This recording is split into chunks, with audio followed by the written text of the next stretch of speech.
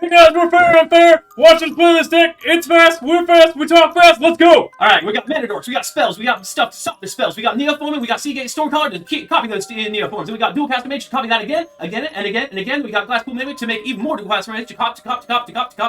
Then we got to make our Tuck Rebel Fort in order to make everything to go fast. We got Combat Supplement to go double fast, lands to cast our spells, and we got stuff on the sideboard to stop to get other people from their stuff. Alright, so what we're going to do is we're going to be on the play first. And because of the fact that we're on the play first, we're going to win. Alright, we're going to also mulligan first, but that's perfectly fine because the fact we're going to mulligan because the fact we don't have any combo pieces. But the fact that we're playing a very fast deck means that we get to mulligan fast too. Mulligan again. And we're perfectly fine with this hand. We're going to keep this because the fact that that has two Neoforms. So we're going to put both of these dual casters back to the bottom because the fact that we don't want those in our hand anyway. Catch Ray Tron. Yeah, we're going to play a Catch Ray Tron, which were great because the fact that it taps for all three of our colored mana. If you say it real fast, catch your... Absolutely, that's what we call value, or in our stream we call it value. Which, by the way, we stream every Friday from 7 p.m. to 1 a.m. on Eastern Time. I would actually play the Glasspool Mimic. You'd rather play the Glasspool Mimic? Yes. All right. So it is a blue source, which doesn't really matter, but it lets you play Shimmer next turn also. This taps for blue too, though. Yeah. So I think we Shimmer. Yeah. Shimmer. And then you can play the Tangle Floor either as a tap creature. We grab a Breeding Pool, right? Yeah.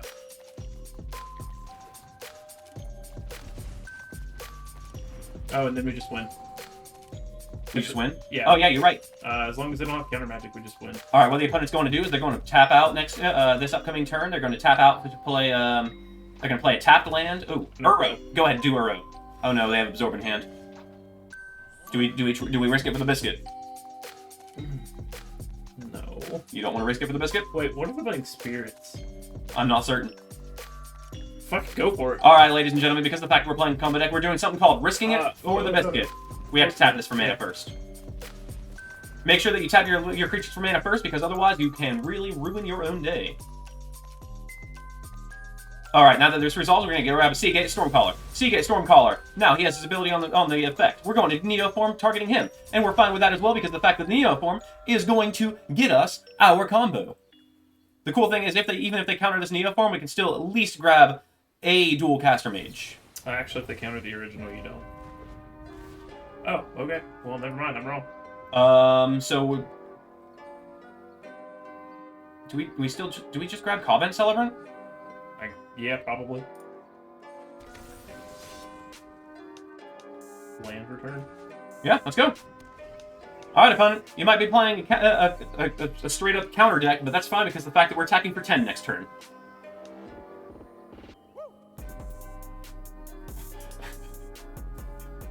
If the opponent didn't have a counter spell there, we actually were able to win right off the bat because the fact that we'd be able to grab a Dual Caster Mage, which was going to copy the Neoform, and we're going to just...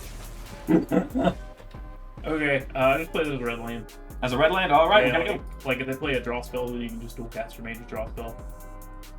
Oh, true, we can counter their spell, or we can copy their spell. I didn't even realize that. Yeah, that's a spell. Yep. That is a spell attached to a creature. It's two spells attached to a creature, plus whenever it swings, it gets two more spells. Alright, so what we're going to do is we are going to draw a Neoform here, and it's not going to do anything, but that's fine because the fact that we... What? They shock? Probably have an Absorb in hand. Yeah.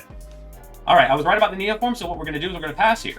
Then we're going to draw a Seagate Stormcaller.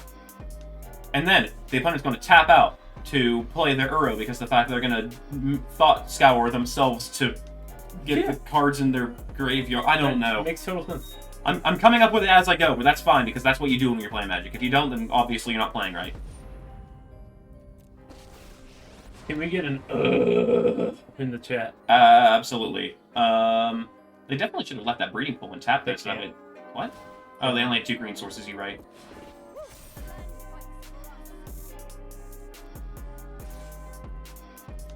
Alright.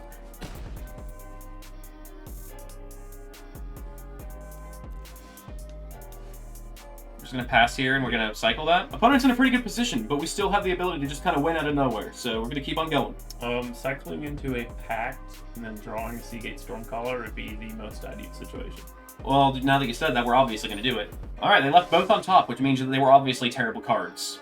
That sounds about right, yeah. Hey, I mean, what else? Why else would they put them on top? I like how they're untapping the Castle Bantress to scry too. Oh, you're right, I didn't even realize that they could do that. That's smart. No, I mean like they left both cards on top, so it makes very little sense to me. All right, so what we do is we're gonna cycle. Every day I'm cycling. All right, there's the pact. So we're halfway there. Whoa, we're living on a prayer. Unfortunately, they have lethal on board, so we're going to have to hope that they goof somewhere, cast a spell, and let us copy that spell, and then block.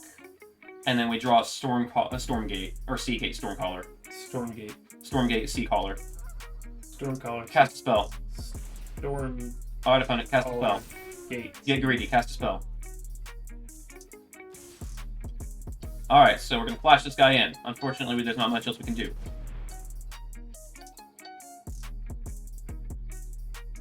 Maybe they've been bluffing a counterspell this whole time. Alright, I was wrong. So what we're going to do is we're going to counter that, but in response to the counterspell, we're going to concede. Alright, so what we're going to do is we're going to play first again. And this hand is medium. I like you it. don't have a blue source. You don't have a blue source. Oh, you're right. So we have to mull this, unfortunately. That's a very unfortunate mull because of the fact that was really close. This hand's great, though. This is the ideal hand for this deck. So we're going to keep this, and we're going to put one of the geese on the bottom. Honk honk. Honk honk. You will be missed. Just like water that is evaporated, you will be missed. That's... yes. Maybe. So we really hope that on turn 2, the opponent decides to play Search for Escanta. If they do that, then we're in a great spot. We did have the option to attack for 0 there, which is definitely a possibility. However, we definitely... they're holding up possible Dovin's Veto mana. Do we go for it? I think you wait. You think we wait? I think you have to wait. But the more we wait, the more likely they are to have Neutralize or something like that. Like, the only thing we lose to is exactly Dovin's Veto here, whereas next turn we lose to Neutralize as well. That's... okay. I mean, like, you're not wrong. Alright, guys, so what we're doing is we're doing something called a Leap of Faith, right? So what we're going to do is we're going to play the Seagate Stormcaller. And when the Seagate Stormcaller enters the battlefield... Essence Scatter. Oh. Ooh, they have a response. We have a second Seagate Stormcaller, so it's actually okay. They might let their shields down. Yeah, that's... And we have a 4th land also, which is super huge. Absolutely. That's a... Packed off the top would actually be fucking amazing. Yeah, we are okay with that being their counterspell of choice here. Literally, worst case scenario, we get to attack them for 2. Alright, so what we're going to do is we're going to try that again. Go ahead. Oh, actually, we if they censor, we still can't do it because of the fact that we don't have the proper mana. Well, here we go. Alright, Leap of Faith time. No, the old one. No, the new one. The new one. Why does it matter? Because you get an extra power of attacker if they count. Oh, you're right. Alright, so literally worst case scenario, we get to get 1 Neoform and a Combat Celebrant. Ah! Wombo combo!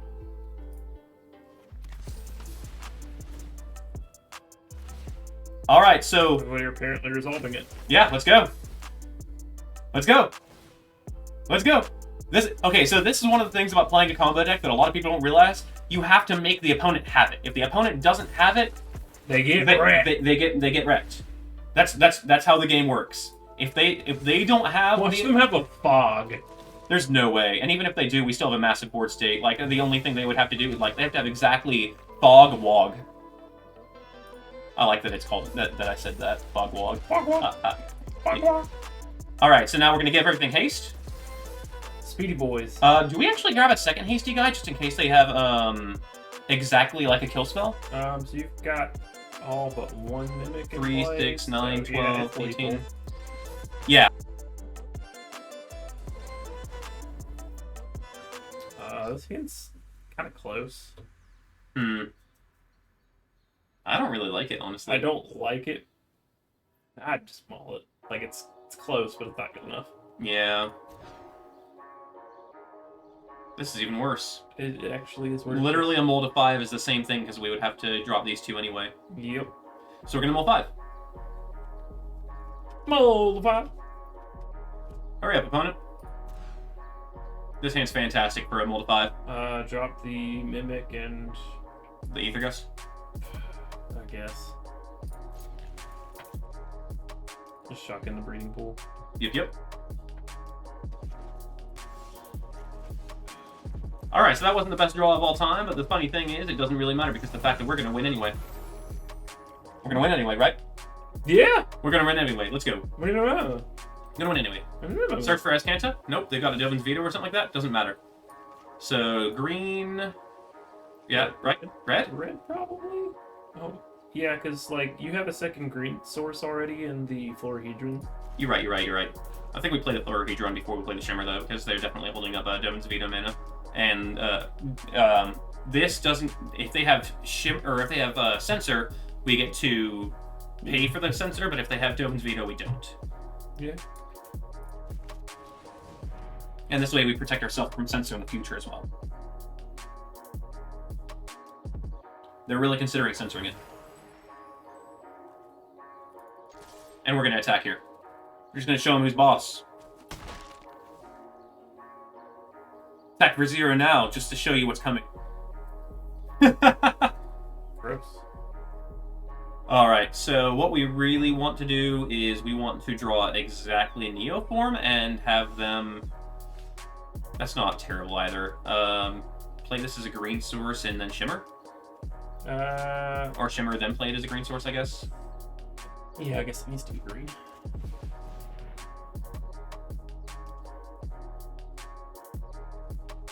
We're okay with them countering this if they do have a counterspell, though? Do we grab the Shimmer or do we grab the Pact? I think you grab the Pact.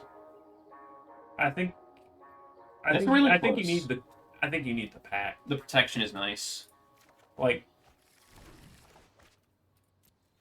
just attack with a Florahedron. Yeah, let's go.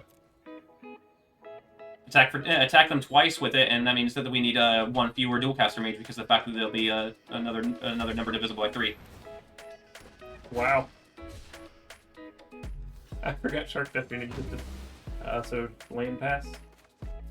Yeah. Honestly, I wasn't expecting to be playing Shark Typhoon. I don't know why I wasn't, because they're definitely playing a deck that should be playing it, but... So we're just going to pass here and hold up Ketria Triumph. Yeah. I like cycling here. You like I want to ride my bicycle. I want to... What did they do? Nothing, I'm just... Oh, you looked very, very serious for a second. So I got double checking.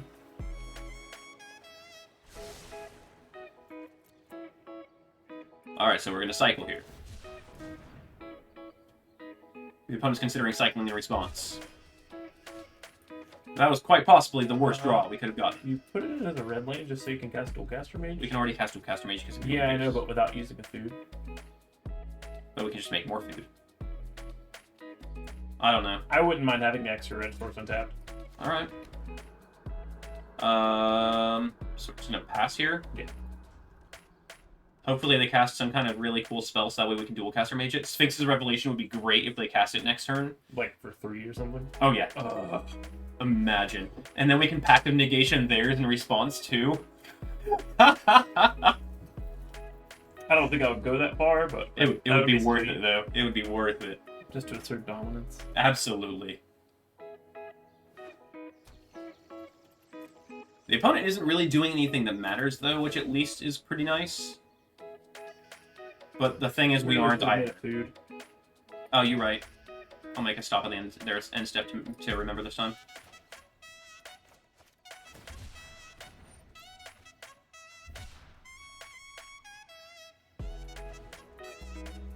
So we're just playing a game of who blinks first right now. Dude, I've blinked like 5 times already. Oh, they shocked? They shocked? It's gonna be Sphinx's Rev. Shark Typhoon. Sphinx's Rev.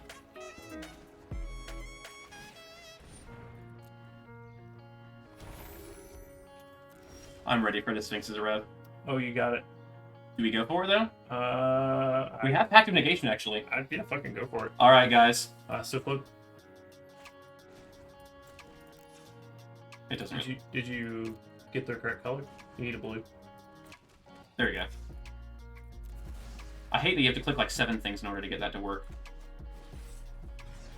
Alright, guys. So the thing is, we're actually protected from Censor as... Oh, no, we're not. We don't have the mana for Neoform. Because we have 2 red mana sources.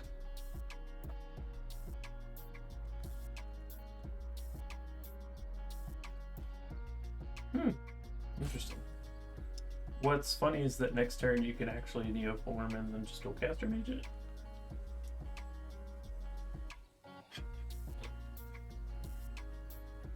You also have the option of just playing on a combat cell over it.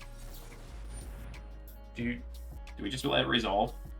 Do you just absorb their absorb? Maybe?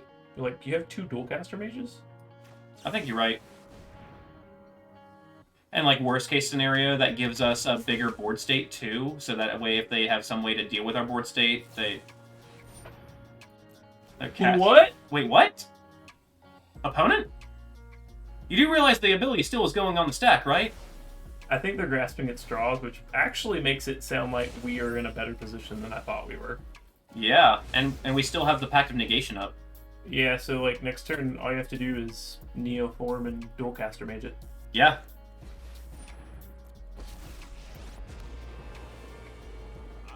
Are they gonna... Okay, they're gonna tuck the Seagate. That's smart. Second Neoform also wins. True. So just play it as a blue land. Yeah. Not red. Do we just jam the Combat Celebrant? I think we do, because of the fact that we still have Dualcaster Mage if we need to counter something we do. Yeah. And that way we have a bigger board state too. And they're holding up Dovin's Veto, like that's absolutely what they're holding up.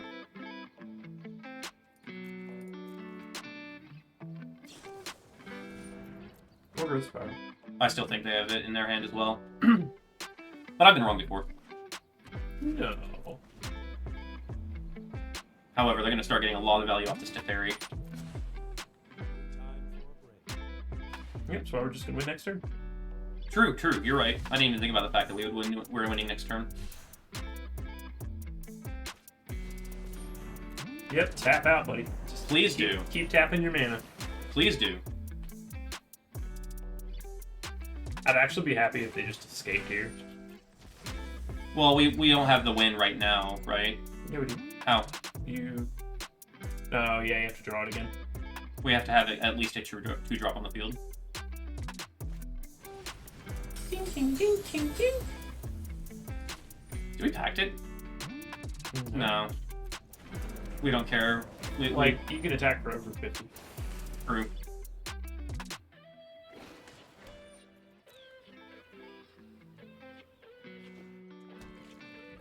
Alright, opponent. You've got 1 billion mana. I hate that it doesn't, keep untapped lands together. You just play the land more else and then pass? Yeah. The opponent didn't have anything to do there, so at least they don't have anything... well, I guess they literally just drew 2 more cards, so... And they're going to attack with arrow to draw another card. But they're just going to scry first. Bottom both. Bottom both. That's what they did. They did the exact opposite of what I said. Come on, opponent. I'm kind of surprised that they're deciding to attack, though. I'm very confused, but we won the game. They knew that we had the combo on top of our library? Maybe? Maybe they just didn't have... But I think they stacked their cards in the wrong order. Or they stacked 2, aggressive cards. And then realized that we're going to win. Yeah. Anyway, so you see people are very intimidated of this deck. Yeah, so as I said earlier, go ahead and hit the like, comment, and subscribe buttons all over the place to make sure that you keep in contact with us, because the fact that there's anything that you're interested in seeing us play, we can definitely play it for you. As I said, just comment down below.